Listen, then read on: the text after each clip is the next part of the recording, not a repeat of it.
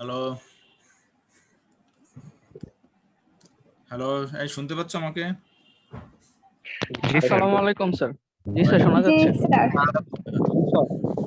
আচ্ছা, এই ডেন্টাল আছো? ডেন্টালের ওরা? জি স্যার, আছি স্যার। আচ্ছা, ঠিক আছে। আচ্ছা, আমরা গতদিন কি পড়িয়েছি? অ্যাপেন্ডিসাইটিস, তাই না? আমরা আজকে পড়াবো হচ্ছে পেপটিক আলসার ডিজিজ, হ্যাঁ, stomach related peptic ulcer disease and it's complications. এখন 2-3টা লেকচার লাগবে। আমরা ইন্ট্রোডাকশন দিয়ে শুরু করি, হ্যাঁ, ঠিক আছে? Peptic ulcer disease. ওকে, তার আগে আমরা স্টোমাকের অ্যানাটমি, তোমরা সবাই ফার্স্ট ইয়ার সেকেন্ড ইয়ারে পড়ে এসছো, হ্যাঁ, এটা তোমাদের কাছে অনেক সহজ একটা ব্যাপার, ঠিক আছে? কারণ আমাদের স্টোমাক রিলেটেড জিনিসপত্র পড়তে গেলে আমাদের স্টোমাকের অ্যানাটমিটা লাগবে।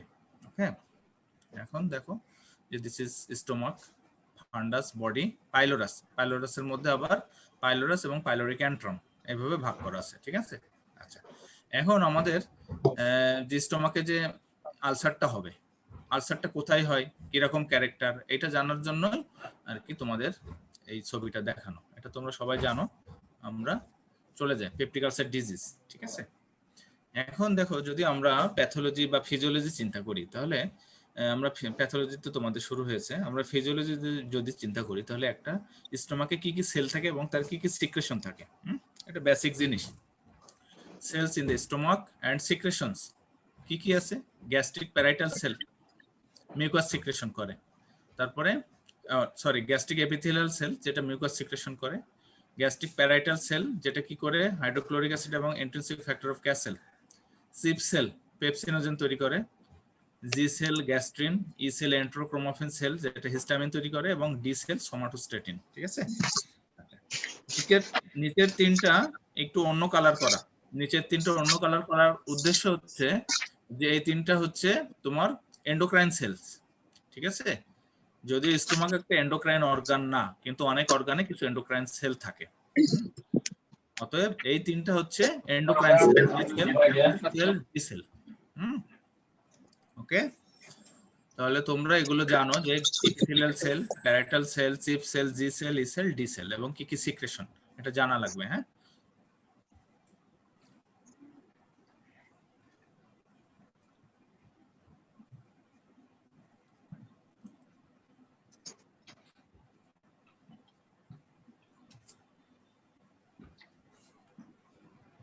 আচ্ছা, এরপর আসি আমরা ডিওডেনাম। ডিওডেনামে কি থাকে? ডিওডেনামে কিছু গ্ল্যান্ডস আছে, স্পেশাল কিছু গ্ল্যান্ডস আছে যেগুলোকে বলা হয় ব্রুনার্স গ্ল্যান্ড। আচ্ছা, আর এন্ডোক্রাইন সেল আছে কিছু।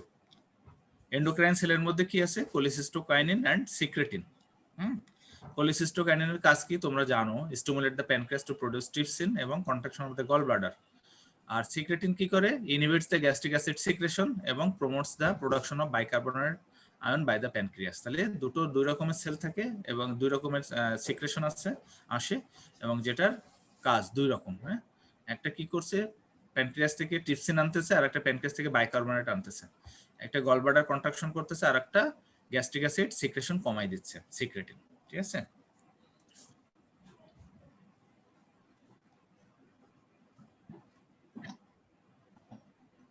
ক্লিয়ার এগুলা? তোমরা তো জানো? হ্যাঁ, আচ্ছা আচ্ছা, দেখো gastric acid secretion. Gastric acid secretion আমরা জানি যে তিনটা ফেজে হয়। Number 1 is cephalic phase, gastric phase and intestinal phase. ঠিক আছে? সেফালিক ফেজ হচ্ছে বাই ভ্যাগাল অ্যাক্টিভিটি, খাবার আমার সামনে আছে কিন্তু আমি খাচ্ছি না, সেটা দেখো আমাদের যে অ্যাসিড সিক্রেশন হয় সেটা হচ্ছে সেফালিক ফেজ। আর গ্যাস্ট্রিক ফেজ কি, আমাদের পেটে খাবার যাবার পরে যেটা হচ্ছে সেটা হচ্ছে গ্যাস্ট্রিক ফেজ। এবং ইন্টেস্টিনাল ফেজ, যখন Qayyim in the duodenum increase the secretion of secretin, inhibit gastric acid secretion. আমরা কি দেখছি, সিক্রেটিন কি করে? Inhibit gastric acid secretion. আবার আমরা এখানে ঠিকই একই জিনিস দেখতেছি, যখন ওই কাইমটা স্টোমাক থেকে ডিওডেনামে যায় সেটা কি করছে, increase the secretion of the secretin, যেটা inhibit the gastric acid secretion. ঠিক আছে? এই হচ্ছে গ্যাস্ট্রিক অ্যাসিড সিক্রেশনের তিনটা phase: cephalic phase, gastric phase এবং ইন্টেস্টিনাল ফেজ।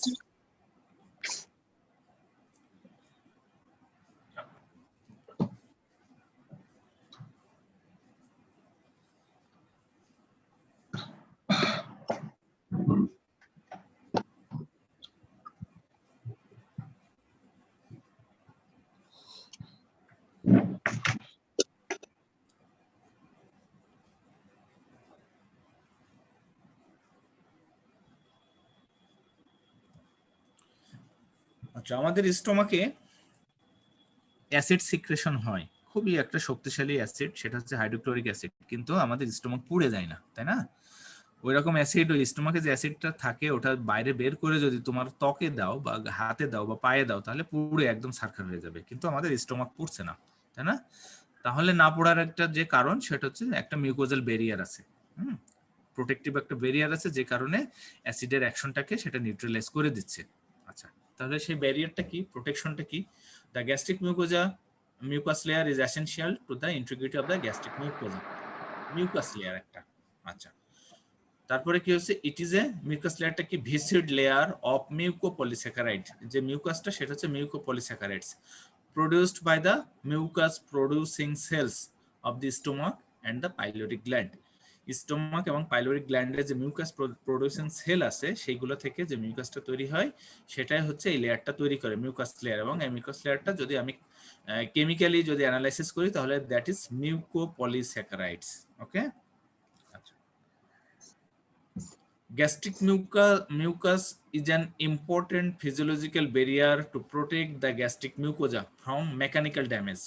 এই যে মিউকাস যেটা তৈরি হয় এটা also a physiological barrier to protect the gastric mucosa from the mechanical damage and also the effects of the acid and pepsin. তাহলে আমরা কোনো কিছু খাচ্ছি, এনএসআইডি খাচ্ছি, অ্যালকোহল খাচ্ছি, এগুলো কিন্তু সব ইরিটেন্ট। এগুলোকে যেমন প্রোটেকশন দিচ্ছে তেমনি ভিতরে যে অ্যাসিড তৈরি হচ্ছে, যে পেপসিন তৈরি হচ্ছে, প্রোটিওলাইটিক এনজাইম, সেটা থেকেও রক্ষা করতেছে। এটা একটা বিরাট ইম্পর্টেন্ট ফ্যাক্টর। আচ্ছা, its considerable buffering capacity is enhanced by the presence of bicarbonate ions within the mucus. আচ্ছা, মিউকাসের মধ্যে মিউকাস যে সিক্রেশন থাকে সেটা মিউকোপলিস্যাকারাইড, ঠিক আছে, কিন্তু আরেকটা জিনিস বেশি থাকে এখানে, বাইকার্বনেট আয়ন। যে কারণে কি হয়, আমাদের হাইড্রোক্লোরিক অ্যাসিড এবং বাইকার্বনেট আয়ন যখন রিঅ্যাকশন করে তখন কি হয়, অ্যাসিডও থাকে না, অ্যালকালিও থাকে না, ওটা তখন নিউট্রালাইজ হয়ে যায়। হ্যাঁ, তো যত স্ট্রং অ্যাসিডই তৈরি হোক, এই মিউকাসে যে বাইকার্বনেট আয়নটা থাকে সেটা ওইটাকে নিউট্রালাইজ করতে সাহায্য করে। পুরোপুরি নিউট্রালাইজ হয় না, কিন্তু ওটাকে প্রশমিত করে।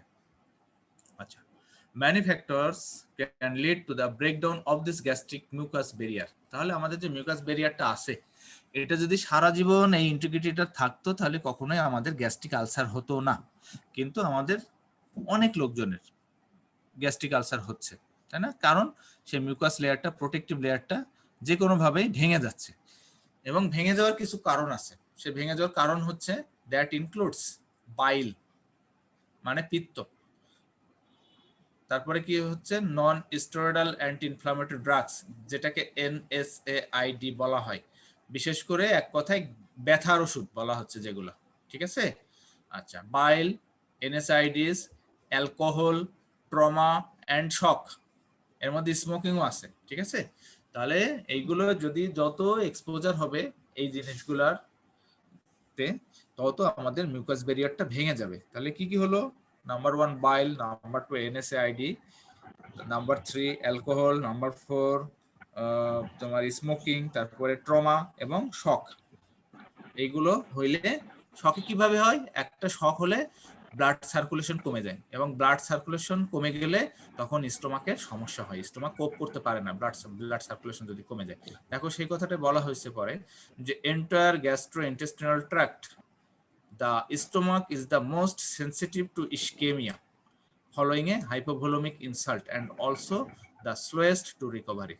যদি আমাদের হাইপোভলিমিয়া হয় বা হাইপোভলিমিক শক হয়, এই তোমাদের শক পড়ানো হয়েছে?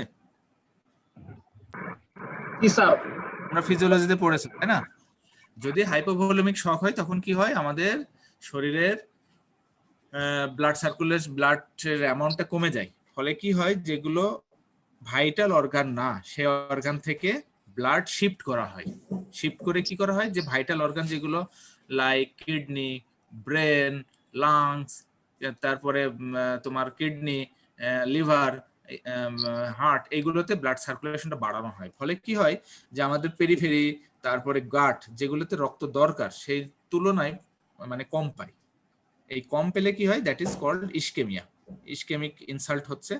এবং স্টোমাকটা বলা হচ্ছে যে টোটাল গ্যাস্ট্রোইন্টেস্টিনাল ট্র্যাক্টের মধ্যে আমাদের স্টোমাকটা এই হাইপোভলিউমিটা সহ্য করতে পারে না। ফলে দেখা যায় যে হাইপোভলিউমিক শকে বা খুব সিভিয়ার বার্ন নিয়ে যদি কোনো পেশেন্ট আসে তাদের ক্ষেত্রে স্টোমাকে আলসার হতে দেখা যায়, ঠিক আছে। এই এখন আমাদের যে স্টোমাকে যে কিছু ডিজিজ তৈরি হচ্ছে, আমরা কিছু অ্যাগ্রাভেটিং ফ্যাক্টর দেখেছি, বাইল, NSAID, স্মোকিং, অ্যালকোহল, না? কিন্তু একটা জীবাণু আসছে, সেই জীবাণু আমাদের সমস্যা তৈরি করতেছে, পেপটিক আলসার ডিজিজ তৈরি করতেছে। সেই জীবাণুটা কি? দ্যাট ইজ হেলিকোব্যাক্টার পাইলোরি, তাই না? এটা একটা জীবাণু, এটা আমাদের পাওয়া যায়, আপার জিআই ট্র্যাক্টে পাওয়া যায়। এবং দেখা গেছে, পরীক্ষা করে দেখা গেছে যে most of the cases of the peptic ulcer disease is responsible for the helicobacter pylori. H পাইলোরিটা কি? এটাকে সংক্ষেপে বলা হয় এইচ পাইলোরি। হ্যাঁ, কোথাও যদি তোমাদের লেখা থাকে যে এইচ পাইলোরি, তাহলে সেটাকে ধরে নিতে হবে হেলিকোব্যাক্টার পাইলোরি।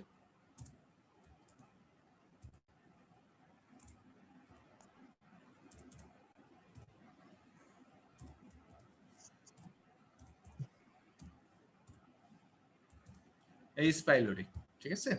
এটা কি? একটা স্পাইরাল শেপড অর্গানিজম। এটা দেখতে স্পাইরাল, স্প্রিং এর মতো। এটা গ্রাম নেগেটিভ রড বলে দিয়েছে, তোমাকে এটা ধরতে পারে যে কি রকম। এটা গ্রাম নেগেটিভ এবং রড। হ্যাবিট্যান্ট কি? হ্যাবিট্যান্ট হচ্ছে কোথায় থাকে? এপিথেলিয়াম, মিউকাস মেমব্রেন এবং মেটাপ্লাস্টিক এরিয়া। মেটাপ্লাস্টিক কি জিনিস বলতে পারবো কেউ?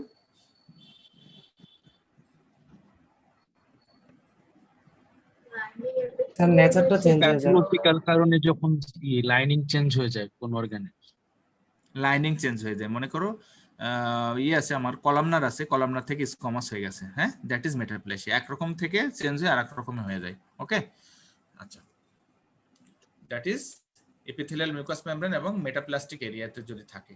আর হেলিকোব্যাক্টার পাইলোরি কি করে? ডিজিজ প্রোডিউসড কি কি করতে পারে তোমাকে বলবে। এই পাইলোরি কি করে? Not only gastric ulcer, peptic ulcer মানে গ্যাস্ট্রিক আলসার, যখন স্টোমাকে হয় দ্যাট ইজ গ্যাস্ট্রিক আলসার। ডিওডেনামে যদি হয় দ্যাট ইজ ডিওডেনাল আলসার। শরীরের অন্যান্য জায়গাতেও হইতে পারে। টোটাল যে প্রসিডিউর, যে ulcer due to acid pepsin digestion, একটা গ্যাস্ট্রো ইন্টেস্টিনাল ট্র্যাক্টে যেখানে হোক সেখানে আমরা পেপটিক আলসার বলছি, ঠিক আছে। কিন্তু যদি স্টোমাকে হয় দ্যাট ইজ গ্যাস্ট্রিক আলসার, ডিওডেনামে হলে duodenal ulcer, lower end of ইসোফেগাসে হইতে পারে, আরো অনেক জায়গায় হতে পারে, সেটা আমরা পরবর্তীতে দেখব। আচ্ছা, তাহলে ডিজিজ প্রোডিউস কি কি করতে পারে? That is number 1 gastritis. কি ধরনের গ্যাস্ট্রাইটিসের আবার রকম ভেদ আছে? এটা হচ্ছে টাইপ বি গ্যাস্ট্রাইটিস করে। আর কি করে? Peptic ulceration. আর কি করতে পারে? Gastric cancer. তাহলে এই পাইলোরি কি কি ডিজিজ করে? 1 নম্বর গ্যাস্ট্রাইটিস করে, 2 নম্বর আলসার করে, 3 নম্বর ক্যান্সার তৈরি করে। আচ্ছা, mechanism of disease by Helicobacter pylori, H pylori, কিভাবে সে রোগটা তৈরি করে H pylori.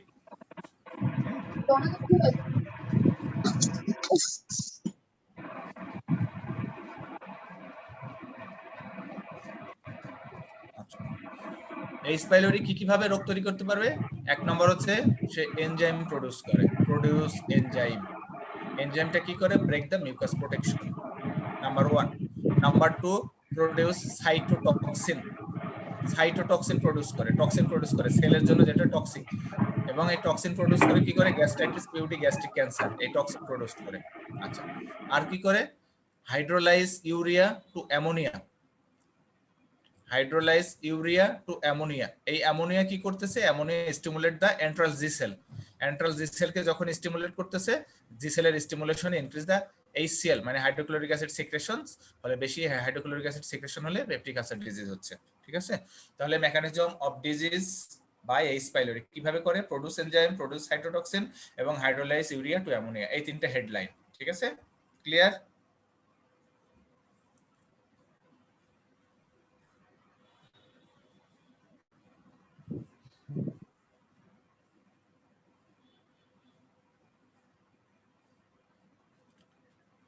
Produce enzyme, produce cytotoxin and hydrolyze urea to ammonia.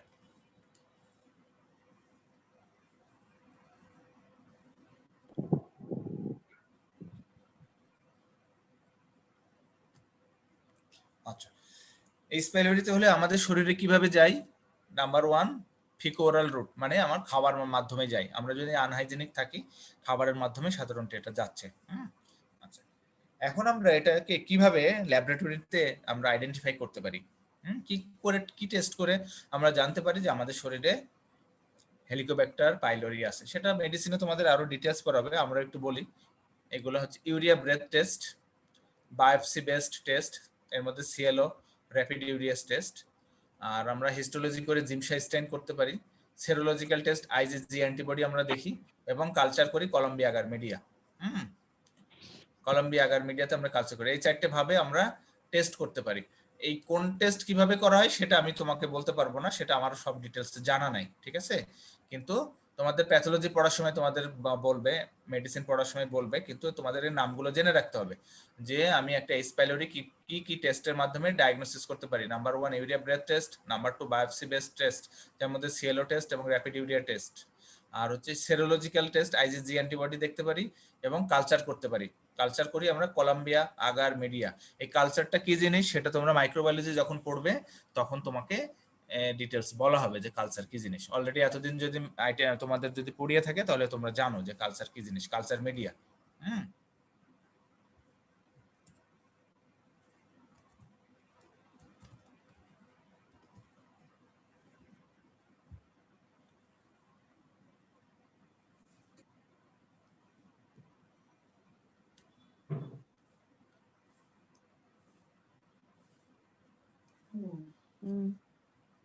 জি হ্যাঁ।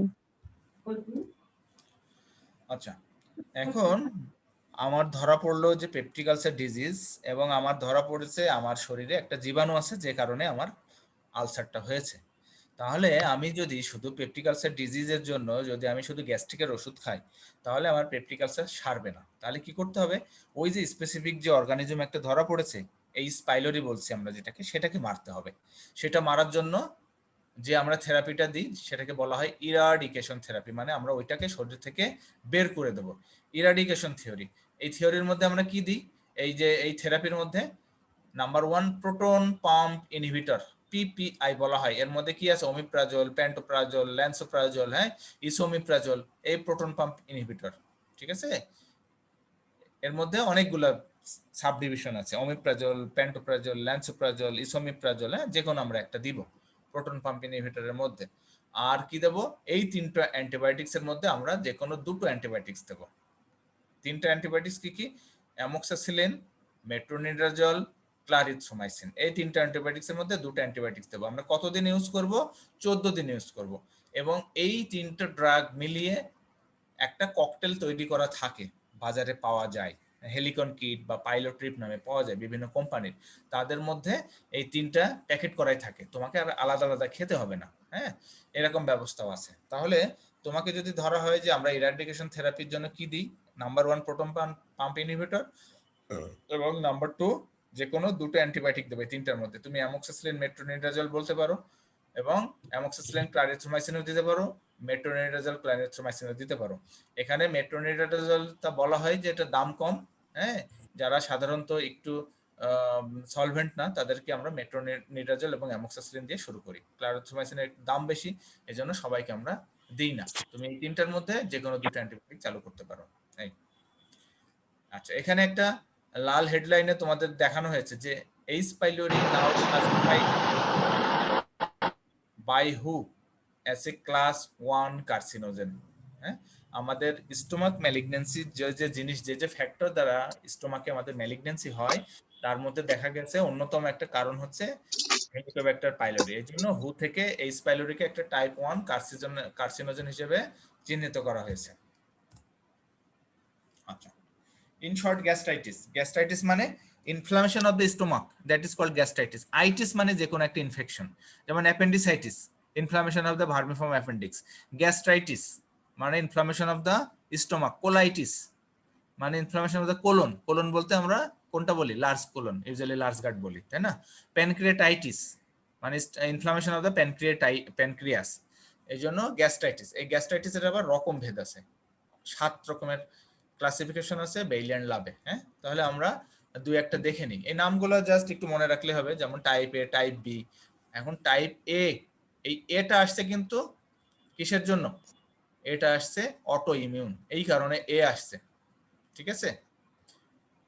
আর type B it is not, এটা হচ্ছে তোমার টাইপ বি, যেটা কিসের কারণে হচ্ছে? টাইপ বি হচ্ছে হেলিকোব্যাক্টার পাইলোরির কারণে হচ্ছে, আর টাইপ এ হচ্ছে অটো ইমিউনের কারণে হচ্ছে। অটো ইমিউন গ্যাস্ট্রাইটিস যেটা হচ্ছে সেটা হচ্ছে টাইপ এ, আর হেলিকোব্যাক্টার দিয়ে যেটা হচ্ছে সেটাকে বলা হচ্ছে টাইপ বি গ্যাস্ট্রাইটিস। আর একটা কি হয়, রিফ্লাক্স গ্যাস্ট্রাইটিস।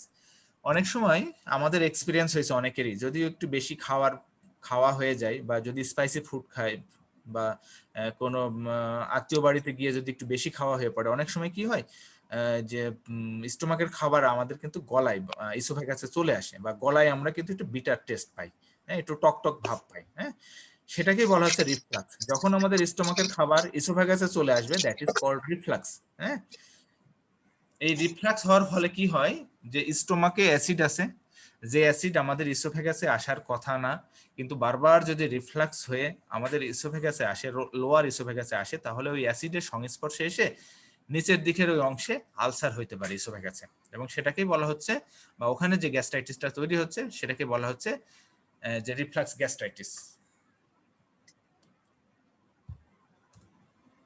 আর কি হচ্ছে ইরোসিভ গ্যাস্ট্রাইটিস, যেগুলো এই যে অ্যালকোহল, তারপরে এনএসআইডি, স্মোকিং, এইগুলোর ফলে যে ইরোশন হচ্ছে আমাদের স্টোমাকের লেয়ারে, সেটাকে বলা হচ্ছে ইরোসিভ গ্যাস্ট্রাইটিস। আর একটা কি হচ্ছে স্ট্রেস গ্যাস্ট্রাইটিস। কেউ যদি টেনশনে থাকে, খুব বেশি টেনশনে থাকে, হ্যাঁ, মানসিক টেনশন, তারপরে যদি due to reduction of the blood supply to the superficial mucosa, কেউ যদি শকে থাকে, তাহলে সেটাকে স্ট্রেস গ্যাস্ট্রাইটিস বলা হচ্ছে। আর একটা হচ্ছে Menetrier's disease, it is a premalignant condition. এটার সম্পর্কে খুব বেশি জানার দরকার নেই, একটা নাম মনে রাখলে হবে। আর নাম্বার 7 হচ্ছে লিম্ফোসাইটিক গ্যাস্ট্রাইটিস। তাহলে তোমাকে যদি ধরে যে গ্যাস্ট্রাইটিস কি কি রকমের আছে, number type A, type B, reflux gastritis, তারপরে erosive gastritis, stress gastritis, Menetrier's disease, lymphocytic gastritis, এর নামগুলো বলতে পারলে এনাম। আর স্পেশালি কি, যে আমাদের এইচ পাইলোরি যে কি হচ্ছে, টাইপ বি গ্যাস্ট্রাইটিস, এটা একটু মনে রাখতে হবে যে টাইপ বি গ্যাস্ট্রাইটিস হচ্ছে। আচ্ছা,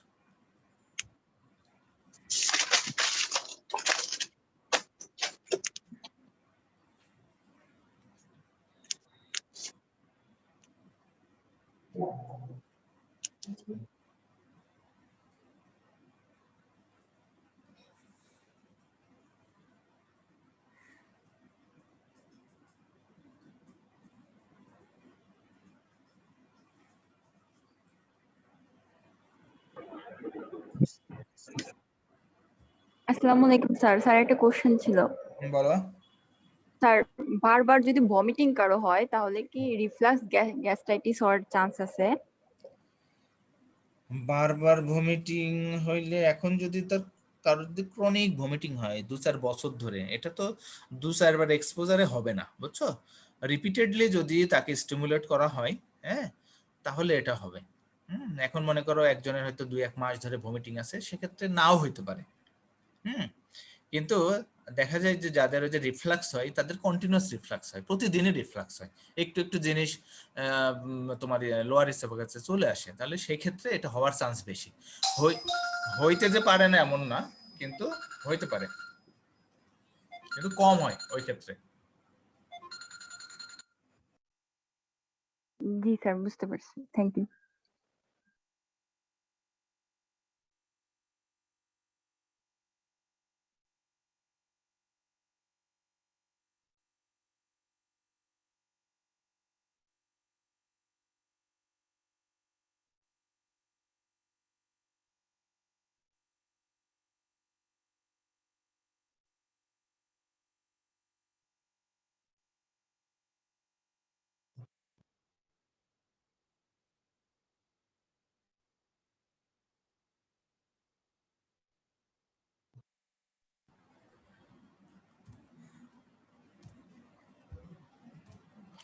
আচ্ছা, পেপটিক আলসার, তাহলে এতক্ষণ আমরা দেখো ইন্ট্রোডাকশনে চলে গেছে আমাদের। পেপটিক আলসারে যাওয়ার আগে এই জিনিসগুলো একটু জানা লাগতো, নইলে এই কথাগুলো প্রায়ই আসবে, সেই কারণে আমরা এই ইন্ট্রোডাকশনগুলো আমরা একটু দেখে নিলাম। এখন আমরা যদি মূল পেপটিক আলসার ডিজিজে চলে আসি, তাহলে পেপটিক আলসার জিনিসটা কি? A peptic ulcer is an open sore মানে ulcer or raw area in the lining of the stomach or intestine. তাহলে দেখো তোমাদের মাথার মধ্যে হয়তো এতক্ষণ ছিল যে আমাদের পেপটিক আলসার শুধু স্টোমাক বা ডিওডেনামে হচ্ছে, কিন্তু ইন্টেস্টাইনও হতে পারে। কোন সিচুয়েশন ইন্টেস্টাইনে হয় সেটা আমরা আসবো, তোমাদের একটু পরে ক্লিয়ার হয়ে যাবে কখন ইন্টেস্টাইনে হতে পারে peptic ulcer. A peptic ulcer is an open sore or raw area in the lining of the stomach or intestine. ঠিক আছে? Two types of ulcer. Usually আমরা two types ধরে নেই। One is gastric ulcer, another is duodenal ulcer. এটাই most common, হ্যাঁ? অন্যগুলো খুব rare. এই কারণে আমরা তোমাকে যদি ধরে পেপটিক আলসার কয় রকমের, স্যার 2 রকমের, গ্যাস্ট্রিক আলসার, ডিওডেনাল আলসার। স্টোমাকে যখন হয় দ্যাট ইজ গ্যাস্ট্রিক আলসার, যখন ফার্স্ট পার্ট অফ ডিওডেনামে হয় তখন ডিওডেনাল আলসার। ঠিক আছে? আচ্ছা, এই দেখো, এখন দেখো আমরা দেখছি যে কমন লোকেশনস কোথায় কোথায় হয়, তুলে নাও এগুলো ধরা হবে। বেশি হয়, সবচেয়ে বেশি হয় first part of the duodenum, তারপরে কোথায়? স্টোমাকের মধ্যে আবার কিছু জায়গায় বেশি হয়, লেসার কার্ভেসারে বেশি হয়। আচ্ছা, তারপরে কোথায় হয়? Stoma following gastric surgery. Sir lesser কার্ভেচারে কেন বেশি হয়? লেসার কার্ভেচারে বেশি হয় এই কারণে বলা হচ্ছে যে ওই গ্যাস্ট্রিক জুসটা লেসার কার্ভেচারে বরাবর একটা আছে না, একটা মানে টানেল কি রকম একটা কি ক্যানেল আছে না, গ্যাস্ট্রিক ক্যানেল আছে। Gastric canal, হ্যাঁ, ওই বরাবরটা বেশি ড্রেন করে, বুঝছো? এবং হয়তো ওখানকার প্রোটেকশনটা কম, খুব সম্ভব, যে কারণে বেশি এক্সপোজার হয় অ্যাসিডের, এই কারণে ওই লেসার কার্ভেচার বরাবর বেশি হয়। স্যার স্ট্রোমা বলতে কি বোঝানো হয়েছে? আচ্ছা, বলছি stoma following gastric surgery. Stoma following gastric surgery, এটা তোমাকে আমরা একটু পরে দেখাবো। মনে করো আমরা স্টোমাক কেটে ফেলে দিলাম একটু, তারপর স্টোমাক কেটে যখন ফেলে দেবো তখন ডিওডেনামের সাথে এর কন্টিনিউটি থাকে না, তখন আমরা কি করি? স্মল ইন্টেস্টাইন এনে স্টোমাকের সাথে আমরা অ্যানাস্টোমোসিস করে দিই, যাতে খাবারটা এই ইন্টেস্টাইনে যেতে পারে। এখন আমরা যে অংশটা স্টোমাকের সাথে লাগাইলাম সেই অংশটাকে বলা হচ্ছে স্টোমা, বুঝছো? জি স্যার। যে অংশটা লাগাইলাম সেটাকে বলা হচ্ছে স্টোমা। কারণ ওই স্মল ইন্টেস্টাইনের ওই অংশটা এত গ্যাস্ট্রিক অ্যাসিড সহ্য করার মতো ক্ষমতা নেই তার, কিন্তু আমি যেহেতু স্টোমাকের সাথে লাগিয়ে দিয়েছি, এটা সরাসরি গ্যাস্ট্রিক অ্যাসিড যুক্ত স্টোমাকের কন্টেন্টসের সংস্পর্শে আসবে, বুঝতে পারছো? এই কারণে ওইখানে বেশি হয়। মানে স্যার ইন্টেস্টাইনের পার্টটাই কি তাহলে স্যার স্টোমা যেটা যুক্ত করা হচ্ছে? স্টোমা আরো অনেক রকম স্টোমা আছে, কিন্তু এইখানে বলা হচ্ছে যে গ্যাস্ট্রো জেজোনোস্টমি বা জেজোনোস্টমি করি সাধারণত। এই জেজোনামের যে জেজোনোস্টমি, এই যে স্টোমাকের সাথে যে জেজোনাম লাগাই দিলাম যে অংশটা জেজোনামের অংশটা স্টোমাকের সাথে লেগে গেল, আমরা লাগাই দিলাম, সেই ওপেনিংটাকে বলা হচ্ছে স্টোমা, বুঝছো? আচ্ছা, আর হচ্ছে ইসোফেগাসের লোয়ার পার্টে হইতে পারে, এই যে বারবার যদি রিফ্লাক্স হয়ে অ্যাসিড যুক্ত খাবার যদি ইসোফেগাসে চলে যায় তাহলে সেখানে হতে পারে। আচ্ছা, আর একটা কি বলা হচ্ছে মিকেলস ডাইভার্টিকুলাম। তোমরা জানো মিকেলস কি জিনিস, তাই না? এবং সেই মিকেলস ডাইভার্টিকুলামে যদি একটোপিক গ্যাস্ট্রিক মিউকোজা থাকে, এই যে গ্যাস্ট্রিক মিউকোজা আমাদের স্টোমাকে আছে, অনেক সময় মিকেলস ডাইভার্টিকুলামেও সেই গ্যাস্ট্রিক মিউকোজা থাকতে পারে। যদি থাকে এটা ডেভেলপমেন্টাল অ্যানোমালি, যদি থাকে ওইখানে তখন কি হবে, এই স্টোমাকের মতো অ্যাসিড সিক্রেশন ওইখানে হবে, ওখানে আলসার হইতে পারে, ওখানে পারফোরেশন হইতে পারে মিকেলস ডাইভার্টিকুলাম। বুঝতে পারছো?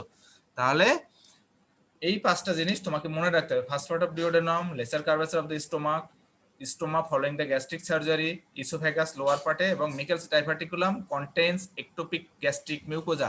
সব মিকেলসে গ্যাস্ট্রিক মিউকোজা নাও থাকতে পারে, অতএব অ্যাজ এ হোল তুমি মিকেলস ডাইভার্টিকুলাম বলতে পারবে না, তোমাকে বলতে হবে Meckel's diverticulum that contains ectopic gastric mucosa. ঠিক আছে?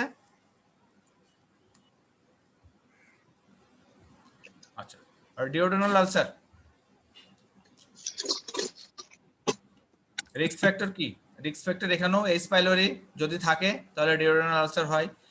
এনএসআইডি ইউজ যদি বেশি করে, NSAID non steroidal anti inflammatory drug, ঠিক আছে, এর ফুল মিনিং হচ্ছে এই। আর স্মোকিং, এইগুলো হচ্ছে রিস্ক ফ্যাক্টর। প্যাথোজেনেসিস কিভাবে হচ্ছে ডিওডেনাল আলসারটা? H pylori plays a major role in weakening of mucosal defence causing ulceration. তাহলে আমাদের ডিওডেনামের যে মিউকোজাল ডিফেন্সটা আছে সেটাকে উইক করে দেয় হেলিকোব্যাক্টার পাইলোরি। আর কি হচ্ছে, gastric acid secretion causes the increase duodenal ulcer.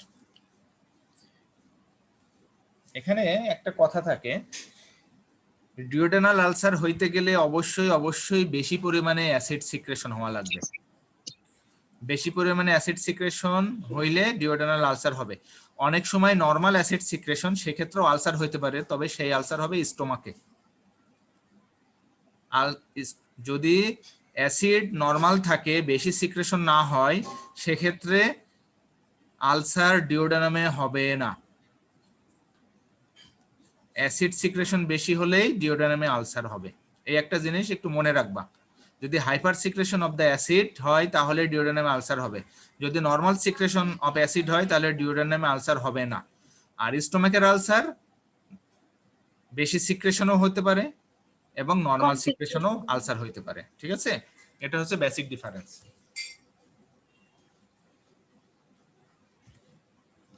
Pathogenesis, duodenal ulcer most common in first part of the duodenum. First part of the ডিওডেনামে বেশি হয় ডিওডেনাল আলসার। ডিওডেনামের কয়টা পার্ট? চারটা পার্ট। চারটা পার্ট। এখন তোমরা কি কেউ বলতে পারবা যে কেন ফার্স্ট পার্টে বেশি হয়, সেকেন্ড পার্টে বা থার্ড পার্টে হয় না? স্যার ফার্স্ট পার্টটা বাইল, ফিক্স হলে সেটা স্টোমাকের সাথে অ্যাড করা থাকে। ইয়েস, অ্যাসিডিক টাইমটা ডিরেক্টলি ফার্স্ট পার্ট অফ ডিওডেনামে এক্সপোজ হয়। ইয়েস, সেকেন্ড পার্টও তো আসতেছে। মাত্র স্যার, একই সেকেন্ড পার্ট হচ্ছে ভ্যাটার অফ অ্যাম্পুলা থাকে, ভ্যাটার অফ অ্যাম্পুলা থাকে, এই কারণে ওখানে অ্যাসিডটা নিউট্রালাইজ হয়ে যায়। থেকে স্যার হলো বাইল আসে, এই কারণে আর কি সেকেন্ড পার্ট থেকে হয় না স্যার, বাইলের কারণে। Yes yes, good. আমরা সেকেন্ড পার্টে কি হচ্ছে, প্রচুর পরিমাণে বাইল আসতেছে এবং প্যানক্রিয়াটিক সিক্রেশন আসতেছে, যেখানে রিচ অফ বাইকার্বনেট, তাই না? রিচ অফ বাইকার্বনেট, প্রচুর বাইকার্বনেট সিক্রেশন হচ্ছে, এটা অ্যালকালাইন মিডিয়া, তাই না? সেই কারণে সেকেন্ড পার্টে এসে ওটা নিউট্রালাইজ হয়ে যাচ্ছে অ্যাসিডটা, কিন্তু ফার্স্ট পার্টটা ওইখানে নিউট্রালাইজটা কম হইতে পারে না। এই কারণে ফার্স্ট পার্টে আমাদের ইয়েটা বেশি হয়। ক্রনিক ডিওডেনাল আলসার যদিও দীর্ঘদিন ধরে হয় তাহলে কি হতে পারে, অনেক সময় এটা আস্তে আস্তে ইনভেড করে মিউকোজা, তারপরে মাসেলস, ঠিক আছে? আর বারবার হলে কি হয়, ভালো হচ্ছে আবার হচ্ছে, আবার ভালো হচ্ছে আবার হচ্ছে, কোনো একটা জায়গায় যদি কেটে যায় তাহলে সেই জায়গাটা কি হয়, স্কারিং হয়, স্কার তৈরি হয়, এবং বারবার যদি স্কার তৈরি হয় তাহলে সেখানে ফাইব্রোসিস হয়। ফাইব্রোসিস হলে কি হয়, আস্তে আস্তে লুমেনটা ন্যারোইং হয়ে যায়। সেই কারণেই বলা হচ্ছে যে ক্রনিক ডিওডেনাল আলসার যদি হয় তাহলে পাইলোরিক স্টেনোসিস হচ্ছে, হ্যাঁ, আস্তে আস্তে কি হচ্ছে, সেখানে আলসার হচ্ছে, ভালো হচ্ছে, আলসার হচ্ছে, ভালো হচ্ছে, যখন ভালো হচ্ছে তখন ফাইব্রোসিস হচ্ছে, বেশি বেশি ফাইব্রোসিস হচ্ছে। ফাইব্রোসিস হলে কি হয়, আস্তে আস্তে ওই লুমেনটা ছোট হয়ে আসতেছে। এমন সময় দেখা যায় যে আর লুমেনের ভিতর দিয়ে কোনো জিনিস পাস হচ্ছে না, দ্যাট ইজ পাইলোরিক স্টেনোসিস। তখন আর খাবার পাস হবে না স্টোমাক থেকে, ঠিক আছে? এটা হচ্ছে একটা লং টার্ম কমপ্লিকেশনস, যে পাইলোরিক স্টেনোসিস, অথবা এটাকে বলি আমরা গ্যাস্ট্রিক আউটলেট অবস্ট্রাকশন, ঠিক আছে? এটা সম্পর্কে আমরা ডিটেলস পড়ব। অ্যান্টেরিয়র ওয়ালে যদি আলসার হয়, ডিওডেনামের মনে করো অ্যান্টেরিয়র ওয়াল, পোস্টেরিয়র ওয়াল, আর একটা আপার একটা রূপ আছে, একটা ফ্লোর আছে। যদি অ্যান্টেরিয়র ওয়ালে আলসার হয়, সেই আলসারটা বেশি পারফোরেট হয়ে যায়, পারফোরেশন হয়। আর পোস্টেরিয়র ওয়ালে যদি আলসার হয়, তাহলে পোস্টেরিয়র ওয়ালে আলসারটা হলে ব্লিডিং বেশি হবে। কোন রোগী আমাদের কাছে প্রচুর পরিমাণে ব্লিডিং নিয়ে আসে, পার রেক্টাল ব্লিডিং, অল্টার্ড ব্লাড যাচ্ছে, তাহলে তার দেখা গেছে, এন্ডোস্কোপি করে দেখা গেছে যে তার ডিওডেনামে আলসার আছে। তাহলে ডিওডেনামের কোথায় আলসার আছে? এটা ডেফিনেটলি তার পোস্টেরিয়র ওয়ালে। অ্যান্টেরিয়র ওয়ালে আলসার হলে ব্লিডিং হয় না, পোস্টেরিয়র ওয়ালে আলসার হলে ব্লিডিং হয়। কেন বলতে পারবা? স্প্লেনিক আর্টারি থাকে সেজন্য। হ্যাঁ, কি আর্টারি? Splenic artery. না রে বাবা, স্প্লেনিক আর্টারি তো ওখানে থাকে না। স্প্লেনিক আর্টারি সিলিয়াক ট্রাঙ্ক থেকে উঠে স্টোমাকের পিছন দিয়ে গিয়ে স্প্লিনে চলে যায়। Yes, yes, that is gastroduodenal artery. হ্যাঁ, ফার্স্ট পার্ট অফ দ্য ডিওডেনামের পিছন দিয়ে চলে আসে। ওকে, গুড। আচ্ছা, অনেক সময় অ্যান্টেরিয়র ওয়াল এবং পোস্টেরিয়র ওয়ালেও থাকতে পারে আলসারটা, সেটাকে কিসিং আলসার বলা হয়।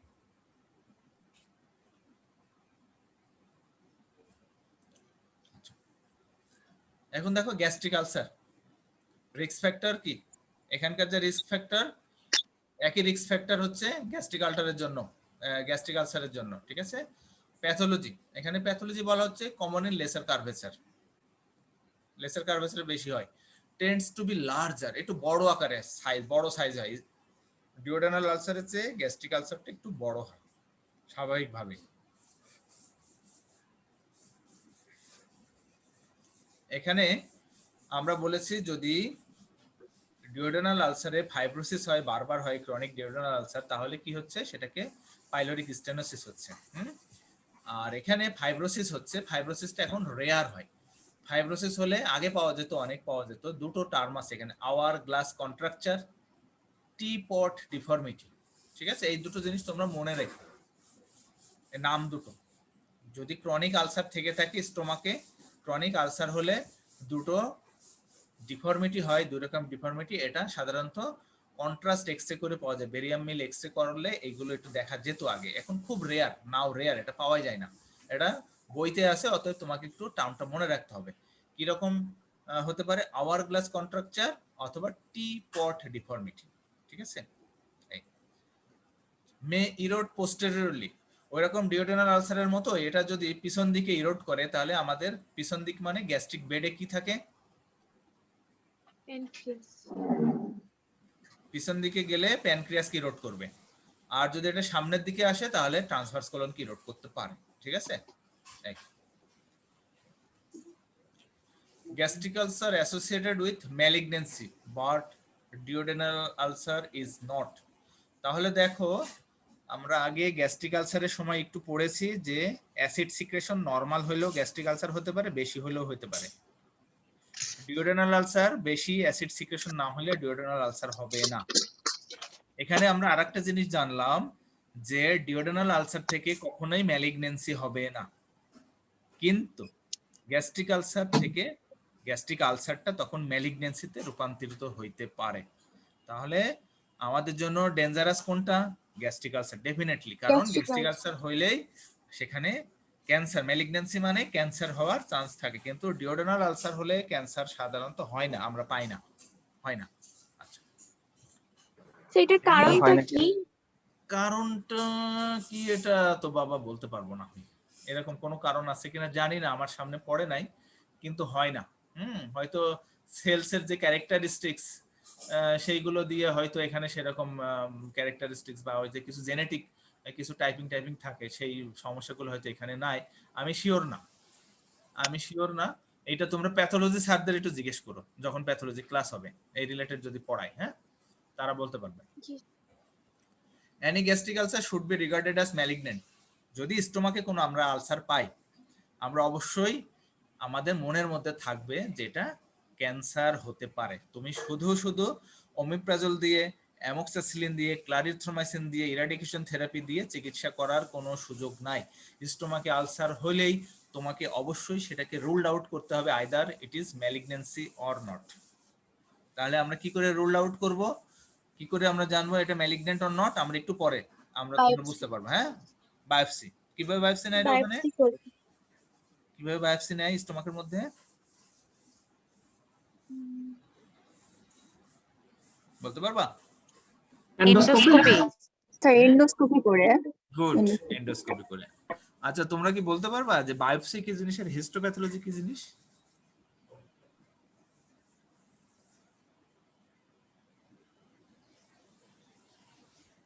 What is biopsy? What is histopathology? পারবা কেউ? বায়োপসিতে আমরা কোনো টিস্যু নিব, স্টমাক টিস্যু, আর তারপর এটা মাইক্রোস্কোপে নিচ্ছি। আচ্ছা শোনো, এই যে তোমরা যে আমরা এন্ডোস্কোপি করলাম, এন্ডোস্কোপি করে দেখলাম স্টোমাকে একটা আলসার আছে, ঠিক আছে? আচ্ছা, আলসার হলে আমরা সন্দেহ করব এটা ক্যান্সার হতে পারে। তাহলে ক্যান্সার যে হয়েছে আমরা কি করব? তখন ওই আলসার থেকে আমরা এন্ডোস্কোপির মাধ্যমেই 8টা থেকে 10টা আমরা বায়োপসি টুকরা নেব, মাংস নিব ছোট্ট ছোট্ট করে, ঠিক আছে? সেইটা আমরা পরীক্ষা করতে দিব। এই যে মাংসর যে টুকরাটা, that is the biopsy materials.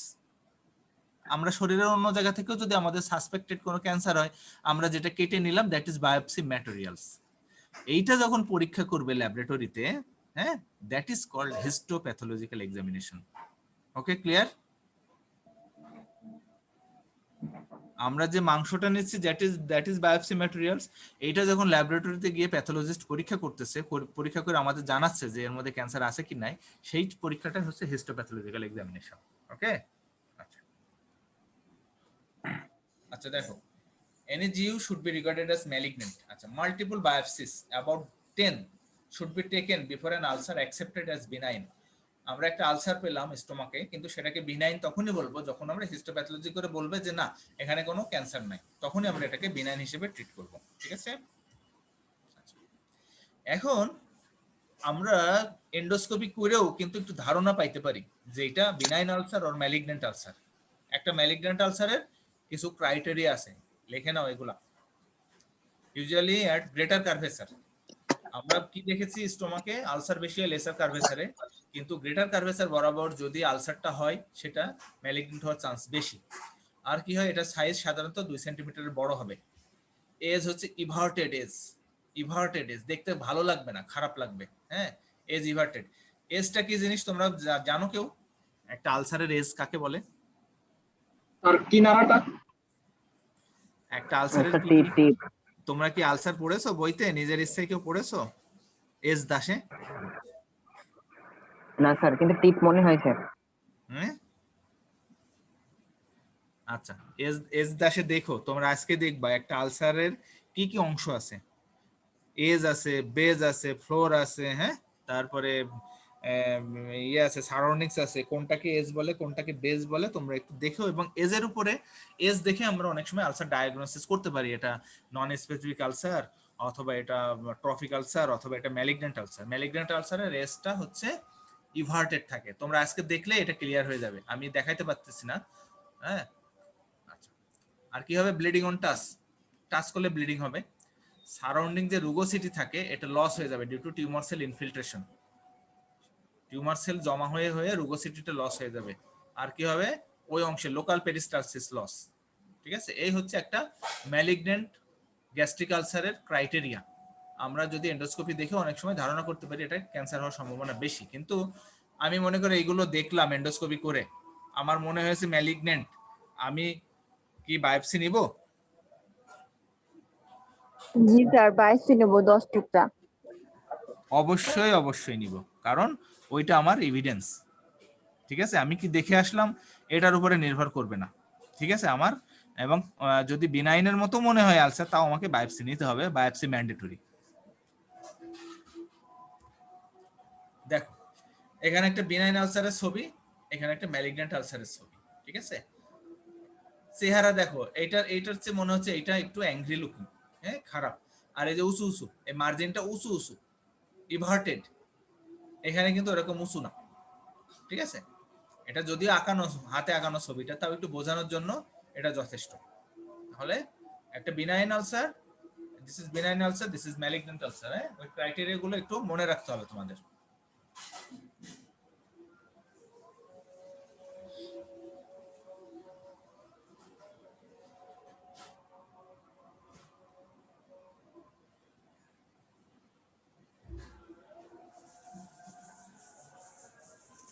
Sir malignant ulcer কেন গ্রেটার কার্ভেচার বরাবরই হয়? হ্যাঁ হ্যাঁ, গ্রেটার কার্ভেচার বরাবর হলে কেন ম্যালিগন্যান্ট আলসার? না না, গ্রেটার কার্ভেচার বরাবরই যে হবে এরকম কোনো কথা নাই, কিন্তু দেখা গেছে যে গ্রেটার কার্ভেচার বরাবর যে আলসার গুলো হয় এগুলো ম্যালিগন্যান্ট ট্রান্সফরমেশন বেশি হয়। নরমালি কি জানলাম আমরা, লেসার কার্ভেচারে গ্যাস্ট্রিক আলসার বেশি হয়, তাই না?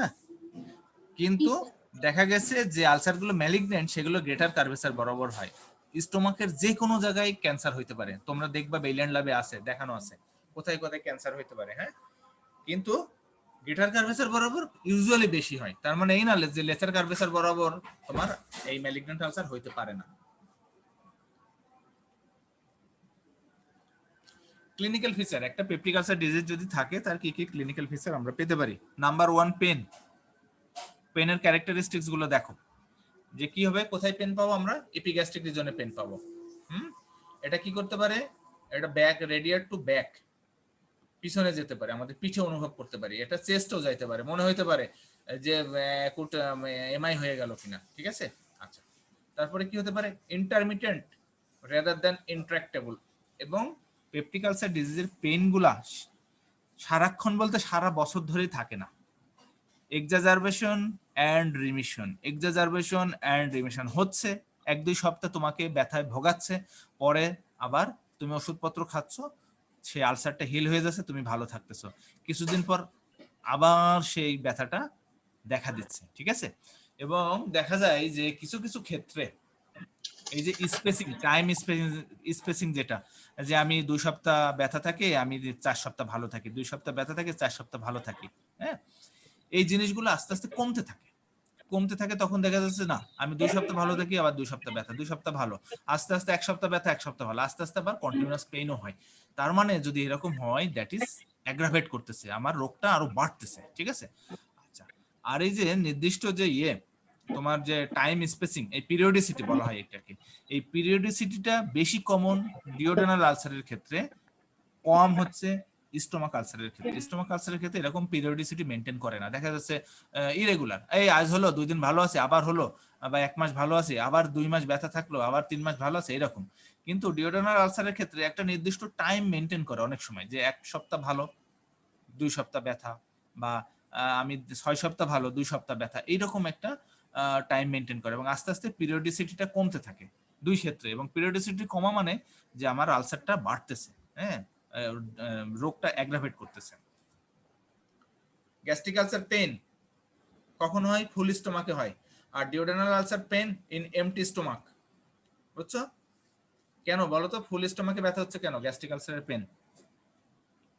এখন তোমার কাছে যখন রোগী আসবে তখন তোমাকে তো ধারণা করতে হবে যে এটা গ্যাস্ট্রিক আলসার না ডিওডেনাল আলসার, তাই না? পেন কখন হয় এটা জেনেও আমরা ধারণা করতে পারি যে তার এটা গ্যাস্ট্রিক, তার স্টোমাকে হয়েছে না ডিওডেনামে হয়েছে। এখন তোমরা বলো যে খাইলে ব্যথা হয় স্টোমাকে, আর খালি পেটে ব্যথা হয় ডিওডেনামে। কেন খাইলে ব্যথা হয়? স্যার তখন স্টমাকটা ডিস্টেন্ডেড থাকবে, এই কারণে। স্টমাকের অল স্ট্রেস হয় অনেকটা। একটা আলসার আছে, সেখানে খাবার গেলে কি হবে? ডিস্টেন্ডেড হবে, সেই আলসারেটেড এরিয়াটার উপরে প্রেসার পড়বে, তাই না? তাহলে ব্যথা বাড়বে। এই কারণে দেখা যায় যে স্টোমাক আলসার হলে রোগীগুলা কম খাইতে চায় না, ফলে আস্তে আস্তে তার কিন্তু ওয়েট লস হয়। আর ঠিক উল্টাটা হয় ডিওডেনাল আলসারের ক্ষেত্রে। ডিওডেনাল আলসারের ক্ষেত্রে কি হয়, যে যদি খালি পেটে থাকলে কি হয়, তার হাইড্রোক্লোরিক অ্যাসিডের কনসেন্ট্রেশনটা একদম বেশি থাকে, যেটা সিক্রেশন হয় সেটাই চলে আসে ডিওডেনামে, ফলে এটা তারে ডিস্টার্ব করে খুব। ওখানে এমনি আলসার, তারপরে স্ট্রং হাইড্রোক্লোরিক অ্যাসিড আসতেছে। কিন্তু যদি খাও তুমি, তাহলে কি হয়, হাইড্রোক্লোরিক অ্যাসিডটা খাবারের সাথে মিশতেছে, তার স্ট্রেনটা কমলে কি হয়, সে রোগী আর ওইরকম ব্যথা পায় না, ফলে দেখা যায় যে রোগী বারবার খায়। হ্যাঁ, এই কারণে ডিওড্রেনাল আলসারের রোগীর কিন্তু ওয়েট লস হয় না, ওয়েট বাড়ে। বুঝতে পারছো? রোগী দেখে যে আমার খাইলে তো ভালো লাগে, খালি পেট হওয়া যাবে না, ফলে ডিওড্রেনাল আলসারের রোগীর ব্যথা বাড়ে, স্টোমাকের আলসার রোগীর কিন্তু মানে ওজন বাড়ে, ডিওড্রেনাল আলসারে স্টোমাকের রোগীর ওজন কমে। ঠিক আছে। Periodicity less common in GU, gastric আলসারের পিরিয়ডিসিটি কি সেটা তোমাদের বললাম, আর more common in duodenal ulcer. Vomiting থাকতে পারে। ভমিটিং সাধারণত হয় যদি কমপ্লিকেশনস হয়ে যায়, আলসার হইতে বারবার হচ্ছে, বারবার শুকাচ্ছে, বারবার ফাইব্রোসিস হইতে লুমেনটা বন্ধ হয়ে যায়, যেটাকে আমরা গ্যাস্ট্রিক আউটলেট অবস্ট্রাকশন বলি, ফিসার্স অফ স্টেনোসিস। হ্যাঁ, গ্যাস্ট্রিক আউটলেট অবস্ট্রাকশন হলে তখন আর খাবার পাস করতে পারে না, তখন বারবার ভমিটিং হয়। আর কি হতে পারে, হার্ট বার্ন, আমরা যেটা বললাম যে রিফ্লাক্স হলে হার্ট বার্ন হয়, যে বুক জ্বলে যায়। তারপরে কি হয়, ওয়েট লস অথবা গেইন, কাদের লস হয় কাদের গেইন হয় তোমরা কিন্তু জানলা। আচ্ছা, আর কি হতে পারে, ব্লিডিং কি ফর্মে ব্লিডিং হতে পারে, দেখো যদি স্টোমাকে ব্লিডিং হয় ওই আলসার থেকে, তাহলে এটা বমির সাথে আসতে পারে এবং পায়খানার সাথেও যেতে পারে। কিন্তু যদি ডিওডেনামে আলসার হয় এবং সেখান থেকে ব্লিডিং হয়, তাহলে বমি হওয়ার চান্স নাই, সেই আলসার শুধু পায়খানা দিয়েই যাবে। ক্লিয়ার এটা? স্যার আবার একটু বললে ভালো হয়। স্টোমাকের মধ্যে ব্লিডিং হয়েছে, সেই ব্লিডিংটা তুমি কিভাবে বুঝতে পারবা? রোগী যদি বমি করে, বমির সাথে রক্ত আসবে, আর এই বমি যদি না করে তাহলে এই রক্তটা যাবে কই, স্টুলের সাথে মিশে পাস হবে। তখন রোগী বলবে যে আমার কালো কালো পায়খানা হয়, ব্ল্যাকটার স্টুল, দ্যাট ইজ মেলিনা বলা হয়। হ্যাঁ, আর যখন ব্লাড ভমিটিং হয় সেটাকে বলা হয় হেমাটোমেসিস। এখানে লেখা আছে দেখো, জিইউ মানে গ্যাস্ট্রিক আলসারে কি হয়, হেমাটোমেসিস। যখন বমির সাথে রক্ত পড়ে দ্যাট ইজ হেমাটোমেসিস, যখন পায়খানার সাথে অল্টার্ড ব্লাড যায়, কালো কালো পায়খানা হয়, দ্যাট ইজ মেলিনা। ওকে। আর যখন ডিওডেনাল আলসার হয়, ডিওডেনামটা কোথায়, পাইলোরাসের পরে, ওখানে একটা স্ফিংটার আছে, সেই স্ফিংটার ক্রস করে তো ডিওডেনাল আলসারের ব্লাডটা স্টোমাকে আসবে না, এটা নিচের দিকে চলে যাবে, ফলে স্টুলের সাথে বেরাবে। এই ডিওডেনাল আলসারের যদি ব্লিডিং হয়, সেক্ষেত্রে রোগীর ভমিটিং হইলেও কখনো ব্লাডে আমরা তার ব্লাড পাবো না ভমিটিং এর সাথে। ক্লিয়ার? জি স্যার। আর কি হতে পারে, পেরিটোনাইটিস কখন হবে, যখন আলসারটা পারফোরেশন হয়ে যাবে, ফুটা হয়ে যাবে। আলসার ফুটা হয়ে গেল, মনে করো মিউকোজা ইনভার্ট হলো, সাবমিউকোজা, মাসেলস লেয়ার, সেরোসা লেয়ার, আস্তে আস্তে ফুটা হইতে সেরোসা লেয়ার ফুটা হয়ে গেল, তখন কি হলো, এটা অ্যাবডোমিনাল ক্যাভিটিতে ওপেন হয়ে গেল। তখন কি হবে, ওই পেটের মধ্যেকার সব অ্যাসিড, খাবার জিনিস সব স্টোমাক তোমার পেরিটোনাল ক্যাভিটিতে ছড়িয়ে পড়বে, ফলে কি হবে, সারা পেটে ব্যথা ছড়িয়ে যাবে। এই স্টেজটাকে বলা হচ্ছে পেরিটোনাইটিস। ঠিক আছে, due to perforation, peritonitis due to perforation. আচ্ছা, এখন তুমি এই রোগীটার এক্সামিনেশন করে কি পেতে পারো? একটা পেপটিক আলসার ডিজিজের রোগী, তুমি হিস্ট্রি নিলা, ক্লিনিক্যাল এক্সামিনেশন করতে গেলে কি পেতে পারো? যদি তার ব্লাড লস হয়, রোগী যদি না খায়, তার যদি রক্ত যায় কন্টিনিউয়াস, তাহলে তার অ্যানিমিয়া পাবা। এক্সামিনেশনের মধ্যে কিছু আছে জেনারেল ফিজিক্যাল এক্সামিনেশন আর কিছু স্পেসিফিক সিস্টেম ওয়াইজ এক্সামিনেশন। ঠিক আছে, এখন জেনারেল ফিজিক্যাল এক্সামিনেশন করতে গেলে আমরা অনেক কিছু দেখি, anaemia, jaundice, cyanosis, কলোনিক্যাল, ওকোনিকা, edema, dehydration, হ্যাঁ, পালস, বিপি, টেম্পারেচার, রেসপিরেশন, অনেকগুলো 22-24টা পয়েন্ট দেখি, তার মধ্যে অ্যানিমিয়া একটা। সেই অ্যানিমিয়া আমরা পেতে পারি due to acute or chronic blood loss. আর কি পেতে পারি, অ্যাবডোমেন যদি এক্সামিনেশন করতে যাই, আমরা ইপিগ্যাস্ট্রিক টেন্ডারনেস পাবো, ইপিগ্যাস্ট্রিকের জন্য টেন্ডারনেস পাবো। এখানে duodenal point tenderness, gastric point tenderness, দুটো খুব কাছাকাছি। এর অ্যানাটমিক্যাল ল্যান্ডমার্কটা তোমরা পড়ে নিবা, কোন জিনিসটা কোথায় পাওয়া যায়। এটা পেশেন্টের না দেখাইতে পারলে তোমাদের মনে থাকবে না, শুধু বলে তোমরা এই জিনিস দুটো মনে রাখতে হবে, that is duodenal point tenderness, gastric point tenderness. তোমাদের তো অ্যানাটমিতে ল্যান্ডমার্কে পড়ানোর কথা, জানো তোমরা, বলতে পারবা?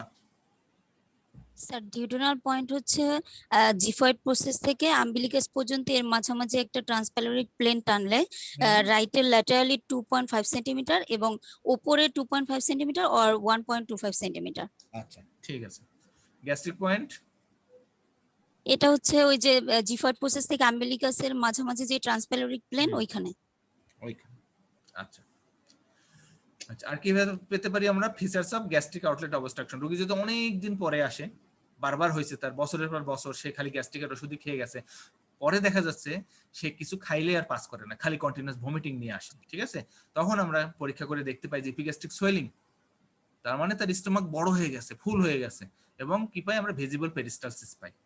হ্যাঁ, দেখা যায় যে স্টোমাক নড়ে চড়ে বেড়াচ্ছে ডান থেকে বামে, বুঝতে পারছো, স্টেপ ল্যাডার প্যাটার্নে ওখানে আমরা পেরিস্টালসিস পাই, ঠিক আছে। আচ্ছা, এই হচ্ছে যদি আমরা পরীক্ষা করি তাহলে এগুলো পাবো। এখন তুমি হিস্ট্রি নিলা, ক্লিনিক্যাল এক্সামিনেশন করলা, ইনভেস্টিগেশন কি কি করবা? ইনভেস্টিগেশন কি করব? আমরা ইনভেস্টিগেশনটা পড়িয়ে আজকে শেষ করব। ইনভেস্টিগেশন নাম্বার 1, কোনো কথা নেই, যদি এরকম সাসপেক্টেড কোনো পেপটিক আলসার ডিজিজের রোগী হয়, নাম্বার 1 ইনভেস্টিগেশন ইজ কি? আপার জিআই এন্ডোস্কোপি। আপার জিআই মানে আপার গ্যাস্ট্রো ইন্টেস্টিনাল এন্ডোস্কোপি। আপার জিআই আমরা কতটুকু বলি? ইসোফেগাস, স্টোমাক, ডিওডেনাম, হ্যাঁ ঠিক আছে, সেই জন্য লেখা আছে ইসোফেগো গ্যাস্ট্রো ডিওডেনোস্কোপি, ইসোফেগো গ্যাস্ট্রো ডিওডেনোস্কোপি, হ্যাঁ, আপার জিআই এন্ডোস্কোপি। আচ্ছা, এটা কেন করি? ইট ইজ মোস্ট অ্যাকুরেট এবং গোল্ড স্ট্যান্ডার্ড ধরা হয়, এবং আমরা কি বায়োপসি নিতে পারি, কোনো আলসার পাইলে আমরা সেখান থেকে বায়োপসি নিতে পারতেছি, তাহলে আমাদের বিরাট হেল্প হচ্ছে। আমি চোখে দেখে হয়তো মনে করতেছি, আমি কনফিউশনে আছি যে either it is benign or malignant, কিন্তু আমি শিওর হইতে গেলে আমাকে বায়োপসি নিতেই হবে সেখান থেকে, তাহলে আমরা বায়োপসি নিতে পারতেছি। এই জন্য আপার যে এন্ডোস্কোপি ইজ ভেরি ভেরি একটা ইম্পর্টেন্ট ইনভেস্টিগেশনস। আর কি করতে পারি? যখন এন্ডোস্কোপি ছিল না তখন বেরিয়াম মিল এক্সরে করা হতো। বেরিয়াম মিল এক্সরে, বেরিয়াম একটা সাবস্টেন্স, সেটা পানির সাথে গুলিয়ে খাওয়ানো হতো, খাওয়ানোর পরে স্টোমাকের আউটলাইন দেখা হতো, দেখে তারপরে ডায়াগনোসিস করা হতো, বুঝছো? এটা খুব ডিফিকাল্ট জিনিস ছিল, ক্লিনিক্যালি এটা ডায়াগনোসিস করা হতো। এখন যেহেতু এন্ডোস্কোপি আছে, অতএব বেরিয়াম মিল এক্সরে করা হয় না, খাওয়ানো হয় না, আমরা কিছু কিছু একাডেমিক পারপাসে এগুলো করি। আচ্ছা দেখো, বেরিয়াম মিল এক্সরে কি? রোগী খাচ্ছে, ওর পানির সাথে গুলিয়ে কিন্তু খাইতে হয়, খাওয়ার পর একটা এক্সরে নেওয়া হয়, এক্সরে নিলে একদম দেখো পুরো স্টোমাকের আউটলাইন, এটা লোয়ার ইসোফেগাস, এই স্টোমাক, ফান্ডাস, বডি, হ্যাঁ, পাইলোরা, দেখো এই যে পাইলোরা, এটা পাইলোরিক, এটা ডিওডেনাল ক্যাপ বলা হয়, বুঝছো, ডিওডেনাল ক্যাপ বলা হয়। তো এইগুলো দেখে আগে রেডিওলজিস্টরা আমাদেরকে একটা ইনভেস্টিগেশন করে করে দিত, একটা ধারণা দিত যে এটা এমনি আলসার না কমপ্লিকেশনস হয়েছে বা আউটলেট। এটা আউটলেট অবস্ট্রাকশনটা কিন্তু আবার চমৎকার বোঝা যায়, যদি কোনো ডাই ডিওডেনামে পাস না করে তাহলে আমরা ধরে নেব তার কমপ্লিট আউটলেট অবস্ট্রাকশন, আর পাস করলে আমরা ধরবো যে তার আউটলেট অবস্ট্রাকশন হয় নাই, বুঝতে পারছো? বেরিয়াম মিল এক্সরে খুব বেশি করা হয় না। আচ্ছা, এখন এন্ডোস্কোপি। এন্ডোস্কোপি কি? এন্ডোস্কোপি একটা মেশিন আছে, এই হচ্ছে নল পেটের মধ্যে ঢুকিয়ে দেওয়া হয়, আর এখানে মনিটরে দেখা হয়, ঠিক আছে। দেখে আমরা কি করি, এখানে ছবি নেওয়ার ব্যবস্থা আছে। এই নলটা যখন ইসোফেগাসে যায় আমরা একটা ছবি নিই, লোয়ার ইসোফেগাসে গেলে ছবি নিই, ফান্ডাসের ছবি নিই, বডির ছবি নিই, অ্যান্ট্রামের ছবি নিই, ফার্স্ট পার্ট অফ ডিওডেনামের ছবি নিই, তারপরে সেকেন্ড পার্টের ছবি নিই, হ্যাঁ, ছবি নিয়ে আমরা দিয়ে দিই, এবং কোনো যদি লিশন থাকে, কোনো যদি সাসপেক্টেড আলসারেশন থাকে, আমরা সেখান থেকে বায়োপসি নিতে পারতেছি, ঠিক আছে। এই এন্ডোস্কোপি করার একটা প্রসিডিউর, মনিটরে দেখা যায়, আর এই যন্ত্রটা পেটের মধ্যে দিয়ে দেয় ক্যামেরা, এটা ক্যামেরা, ঠিক আছে। এই তাহলে this is the procedure of endoscopy. এবং এগুলো সাধারণত কিভাবে করা হয়? এগুলো কিন্তু এন্ডোস্কোপি প্রসিডিউর রুম আছে, এটা কিন্তু ওটিতে নিয়ে করা হয় না, সাধারণত ঘুমের ওষুধ দিয়েই করা হয় এটা। এই দেখো endoscopic view of A ulcer, কি এখানে দেখো মনে হচ্ছে এলিভেটেড, উঁচু হয়ে আছে, এখানে কন্টিনিউয়াস ব্লিডিং হচ্ছে, এরকম ব্লিডিং পয়েন্ট, এরকম দেখলে ধরে নিতে হয় যে যেখানে একটা সোয়েলিং আছে ইরেগুলার দেখতে, ব্লিডিং হচ্ছে কন্টিনিউয়াস, তাহলে এটা আমরা ধরে নিতে পারি অনেকটা ম্যালিগন্যান্ট লিশনস বা ক্যান্সার হয়ে গেছে।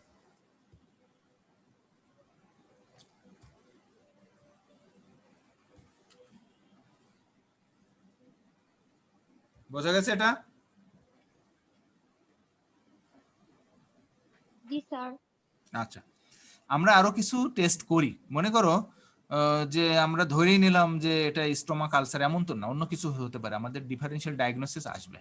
সেক্ষেত্রে যদি অ্যাকুট পেইন নিয়ে কোনো রোগী আসে, আমরা সেই রোগীর ইভেন ইসিজি পর্যন্ত করি, কারণ মায়োকার্ডিয়াল ইনফ্রাকশন, হার্ট অ্যাটাক যদি হয় তার ব্যথা অনেক সময় গ্যাস্ট্রিকের ব্যথার মতো হয়, অনেক সময় পিত্তথলিতে যদি পাথর হয়, পিত্তথলিতে পাথর হইলেও কিন্তু এই পেপটিক আলসারের মতো ব্যথা হতে পারে। কারো যদি প্যানক্রিয়াটাইটিস হয় তাহলে সেই কারণেও কিন্তু হতে পারে। কিন্তু আমরা যেহেতু পেপটিক আলসার সরাসরি পড়তেছি, পেপটিক আলসার ধরার জন্য যে ইনভেস্টিগেশনটা লাগবে আমরা সেটাই বলেছি।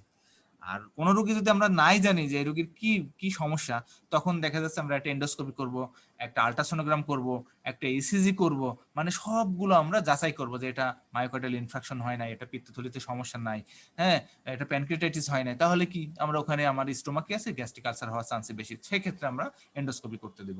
ক্লিয়ার? আচ্ছা,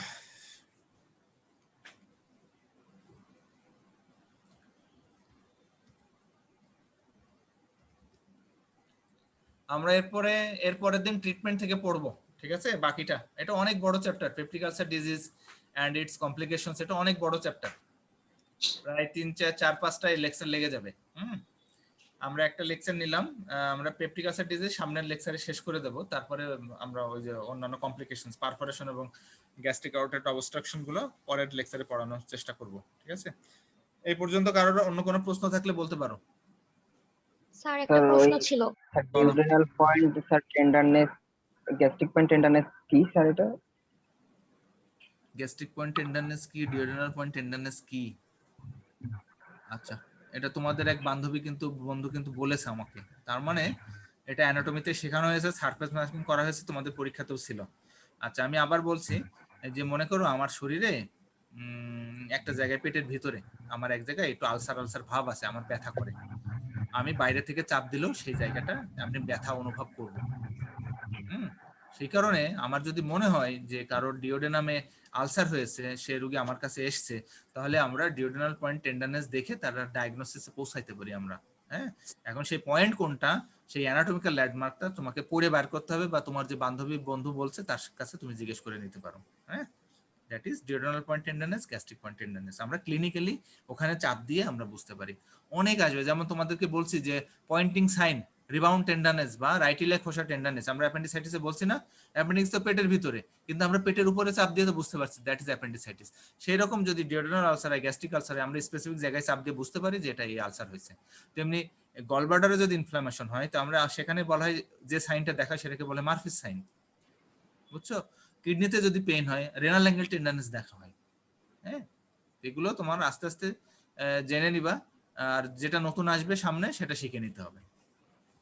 আমরা ট্রিটমেন্ট সামনের দিন পড়বো। আজকে এ পর্যন্ত। আর কিছু বলো, আর কেউ কোনো কোশ্চেন থাকলে? স্যার ভিজিবল প্যারাস্পেস্টালসিস হচ্ছে ইন স্টেপ ল্যাডার প্যাটার্ন, কিরকম মানে এক্স্যাক্টলি কিরকম প্যাটার্নে হবে এটা? স্টেপ ল্যাডার প্যাটার্ন বলা হচ্ছে কি রকম, মনে করো ঢেউ খেলানো বা ওই যে ময়ের মতো, তাই না? একটা পেরিস্টালসিস যাচ্ছে আর একটা শুরু হচ্ছে, মানে বোঝা যায় যে ডান থেকে বাম দিকে পেরিস্টালসিসটা যাচ্ছে, কারণ খাবার পাস হইতে পারছে না। সাধারণত বাম থেকে ডাইনে যাওয়ার কথা, খাবার পাস হতে না পারার কারণে অ্যান্টিপেরিস্টালসিস হচ্ছে।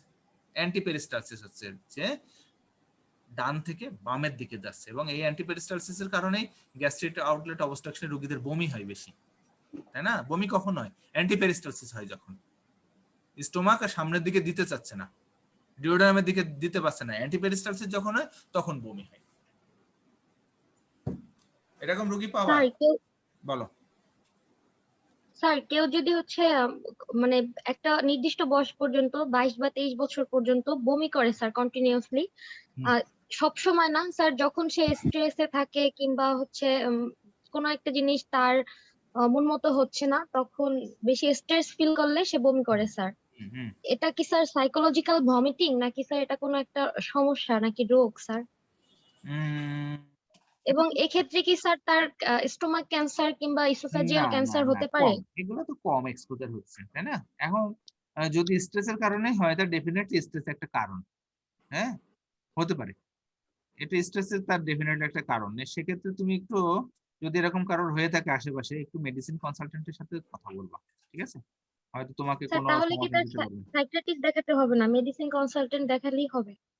মেডিসিন কনসালটেন্ট দেখাও, সাথে সাইকিয়াট্রিস্টও দেখানো লাগতে পারে। এখন তার অ্যাংজাইটি ডিপ্রেশন কেন হচ্ছে, তাই না? কি কারণে হচ্ছে, এটাও একটা জানার দরকার আছে। সাইকিয়াট্রিস্ট দেখাও। জি স্যার, থ্যাংক ইউ স্যার।